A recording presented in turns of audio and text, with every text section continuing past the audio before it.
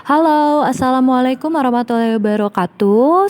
Bertemu lagi dengan saya Butiara Nurani SPD, Guru Informatika di SMA 4 Bogor. Oke, untuk hari ini kita akan belajar tentang sistem komputer dengan submateri kolaborasi dalam sistem komputer. Oke, nah sebelum mulai untuk materi hari ini Ibu akan mereview materi yang minggu lalu, yaitu masih sama juga tentang kolaborasi dalam sistem komputer.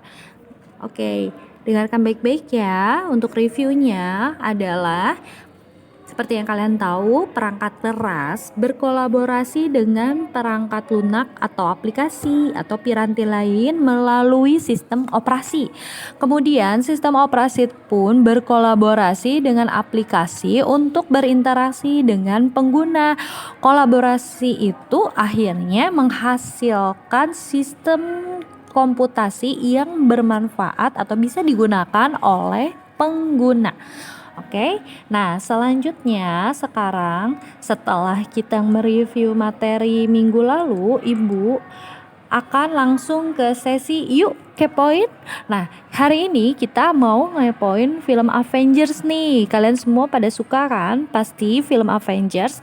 Nah, di film Avengers ini Ibu hanya menampilkan seperti behind the scene ya. Jadi kayak efek-efek CGI yang digunakan dalam film Avengers. Di sana kalian bisa analisis nih, sistem komputer apa saja yang digunakan, seperti hardware-nya ada apa saja, perangkat-perangkat kerasnya bisa kalian lihat dari video yang akan Ibu tayangkan. Selanjutnya ada software apa saja sih, dan user, pengguna ya, penggunanya siapa saja dan bagaimana gitu ya. Selanjutnya setelah kalian menganalisis apa saja sistem komputer yang ada atau yang digunakan, kalian juga tuangkan nih pendapat kalian terhadap kemajuan teknologi CGI dalam film Avengers. Siap? Oke, sekarang yuk kita kepoin dari CGI atau behind the screen dari film Avengers. Selamat menonton. Kamu pastinya kagum dong dengan efek-efek visual dari film Avengers ini. Bukankah kita sering tertipu oleh permainan efek-efek mereka? Nah, di video ini kita akan bahas apa rahasia di balik efek-efek ini. Mengapa bisa sekeren itu dan senyata itu? Siapa yang membuatnya dan prosesnya seperti apa?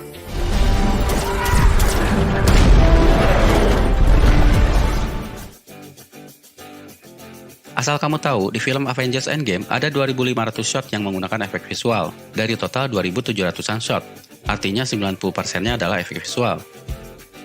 Untuk menyelesaikan efek visual sebanyak itu, Marvel Studio melibatkan 13 perusahaan efek visual, dan menghabiskan dana sebesar $356 juta atau setara 5 triliun rupiah. Kamu bisa melihat di akhir film siapa-siapa saja yang terlibat dalam pembuatan efek visual ini. Mereka semua tidak dalam satu perusahaan, tapi berada di perusahaan-perusahaan efek yang berbeda. Dua di antara perusahaan efek yang paling terkenal adalah Industrial Light and Magic, bermarkas di San Francisco, dan Weta Digital, yang bermarkas di New Zealand. Dua perusahaan ini mengambil porsi terbesar dari efek visual di Avengers Endgame. Efek-efek visual dari Avengers dipecah ke perusahaan-perusahaan ini. Misalnya part Hulk diserahkan pada ILM, sedangkan part Thanos diserahkan pada Digital Domain.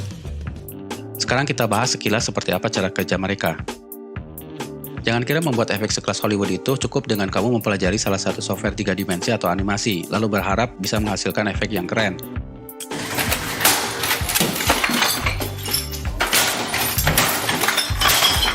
Setiap perusahaan ini mempunyai mekanisme yang kompleks, tahapannya sangat panjang, dan setiap tahapan dilakukan oleh bagian yang berbeda. Kita ambil contoh adegan ini. Di adegan ini, para Avengers bertarung melawan alien sambil berpindah dari satu tempat ke tempat lain, sehingga menghasilkan satu shot yang panjang tanpa potongan.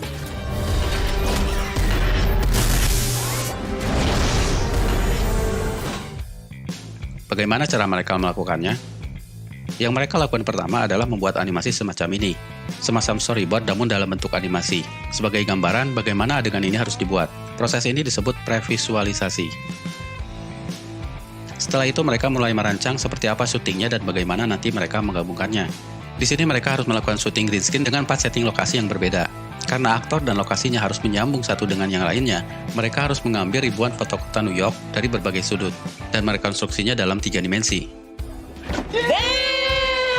Dengan begitu, mereka bebas menempatkan setiap karakter dan mengarahkannya kemana saja dalam kota virtual tersebut.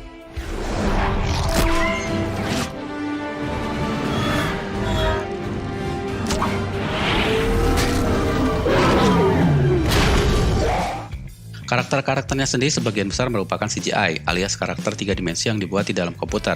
Karena itu karakter CGI ini pun harus didesain sebelumnya oleh bagian lain. Misalnya Hulk. Pertama mereka harus mendesain tubuh dan wajahnya dalam 3 dimensi. Tahap ini disebut modeling.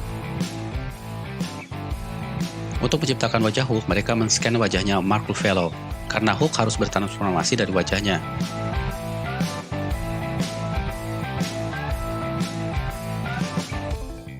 Struktur kuritnya, kerutan-kerutan wajahnya dibuat sama, dan mereka mendesain semua kemungkinan ekspresi wajah dan gerak tubuhnya, sehingga ketika Hulk berlari, memukul, dan sebagainya akan tampak realistis. Setelah model karakter ini dibuat, barulah mereka masuk ke bagian animasi. Berkat teknologi motion capture, mereka tidak harus menganimasikan karakter secara manual, karena setiap aktor diberi pakaian khusus seperti ini saat syuting, untuk menangkap setiap geraknya.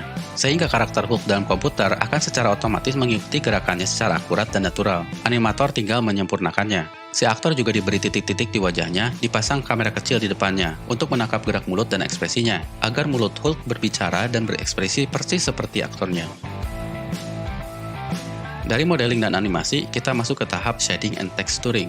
Di sini karakter CGI dihaluskan sehingga kulit harus tampak seperti kulit, logam harus tampak seperti logam, sampai luka-luka, goresan-goresan pun harus ditambahkan. Sehingga proses ini menentukan apakah karakter CGI ini tampak nyata atau tidak. Kita sekarang masuk ke simulasi. Bagian ini mengurus hal-hal yang tidak mungkin dilakukan secara manual.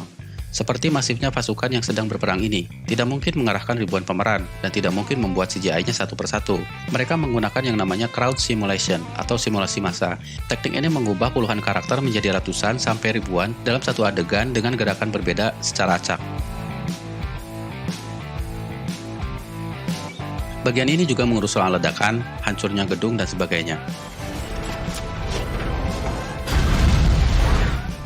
Kita langsung masuk ke tahap akhir, yaitu compositing. Disinilah semua elemen dari semua bagian dijahit menjadi satu shot yang utuh.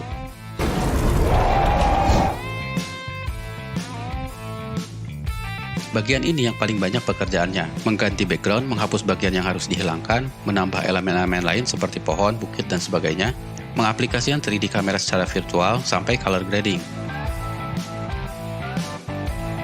Pada akhirnya semuanya menyatu secara natural sehingga menjadi satu shot yang sama sekali berbeda dengan aslinya. Itulah sekilas tahapan-tahapan dalam pembuatan efek visual.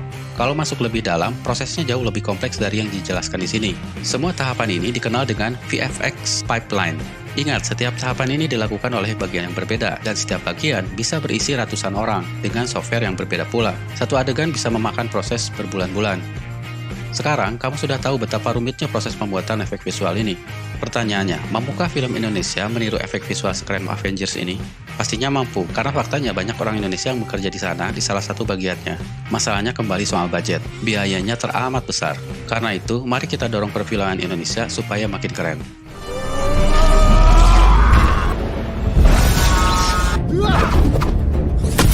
Ternyata saya adalah saudaranya Thor.